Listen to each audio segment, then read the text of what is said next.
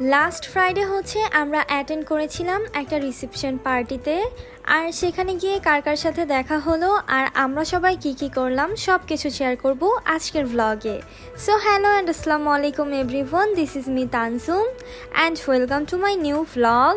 November December মানেই হচ্ছে বিয়ের সিজন, তো দাওয়াতের পর্ব অলরেডি শুরু হয়ে গেছে। তো আজকে আমি যে শাড়িটা পরেছি এই শাড়িটা আমাকে আমার শাশুড়ি মা চুজ করে দিয়েছে পরার জন্য। অ্যান্ড এখানে আমরা সবাই রেডি হয়ে গেছি আর আরশ আর ওর আপি বাসা থেকে ফটো সেশন শুরু করে দিয়েছে।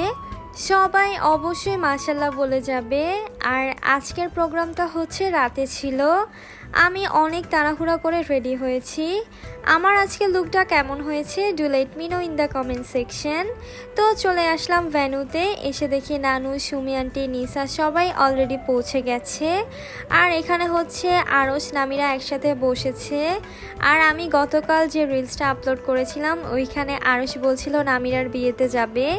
এই হচ্ছে আরশের নামিরা ফুপি প্লাস ফ্রেন্ড, ওর সব কিছুতেই থাকবে নামিরার নাম। এনিওয়েজ ফার্স্টেই হচ্ছে আমরা সবাই খাওয়া দাওয়া করতে বসে যাই।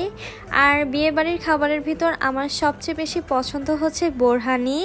তোমরা কে কোনটা পছন্দ করো কমেন্ট করে জানাতে পারো। খাওয়া দাওয়া শেষ করে চলে আসি স্টেজের সামনে। আর এখানে ব্রাইডের ফটো সেশন চলছিল। আর মাশাল্লাহ ব্রাইডকে অনেক বেশি প্রিটি লাগছিল। তারপর হচ্ছে সবাই বসে বসে আড্ডা দিচ্ছিল। আর বিয়েবাড়ির একটা মজার পার্ট হচ্ছে যে যাদের সাথে বছর পর বছর দেখা হয় না বা কমিউনিকেশন একটু কম থাকে তাদের সাথেও দেখা হয়ে যায়। এজন্য আমার এই প্রোগ্রামগুলোতে অ্যাটেন্ড করতে বেশ ভালোই লাগে। এখানে হচ্ছে সবাই আছে, আমার শাশুড়ি, ভাবি, নানু, লিলি আপু, তারপর হচ্ছে খালাম্মা, বড় বুজি, সুমি আন্টি, মামি শাশুড়িরা সবাই মিলে আর কি অনেক অনেক গল্প করছিল।